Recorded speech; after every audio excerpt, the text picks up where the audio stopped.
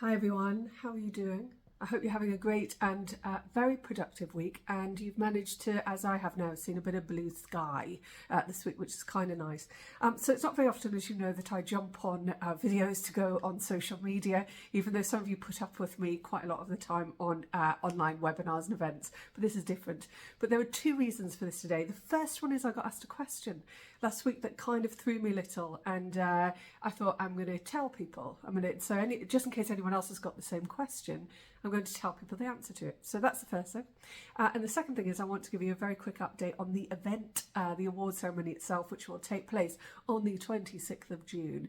So let's get to that question first. So I was with a provider last week, and we are an FE provider in England, and they happened to say to me, this awards is great, but I'm not sure that we'd be able to go for it because we have a particular Ofsted grade. And that was really interesting to me, and I thought, well, why hadn't I thought about that? That some people might see that as a reason why they're not able to go or they're not eligible for the awards. So I just want to take that off the table and give you the reasons for that. Number one, as you will see in the title of these awards, they're not just for FE, they're for our colleagues in the employability sector as well. So that wouldn't even be relevant to them in that context. The second is it's not just England, and the other parts of UK and I are not subject to inspection in the same way. So the grading works differently. So that would be the second reason for doing it. But the other one is this, inspection it takes place at a point in time, and there's years between inspections, and there's a lot happens in between that. And I know loads of you, literally loads of you, that have had a really tough time, and your provision perhaps isn't where you want it to be, but you have had a relentless focus on doing something about it, relentless focus. And the shift that you've made in improving the quality of that provision might not be able to be measured by inspection yet because you're not there yet. But it might well be that you have made that difference and you absolutely want to celebrate and to really show others that you have got your foot on the pedal where it needs to be. So I hope that kind of puts that to bed. Please don't think this isn't for you if you're worried that we're going to go off and have a look at your Ofsted reports, because that's not what this is about. What you do have to focus on is the application that you submit to us. And you'll have hopefully seen our fabulous judges that have been announced. That you submit to us, and you keep that focus on impact. What is it that you're doing in order to make a difference? And remember, the categories of awards range from individuals to teams to initiatives.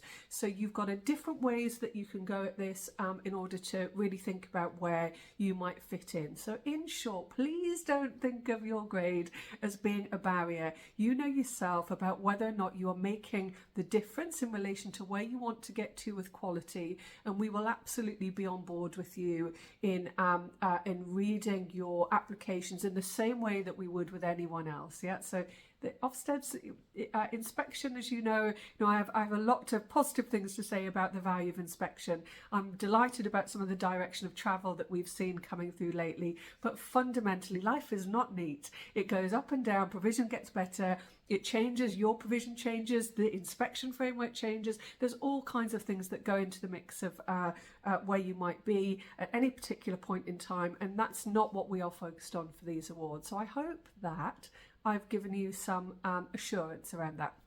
If anyone was wondering, the same thing that provider has, and you're now delighted that they asked the question.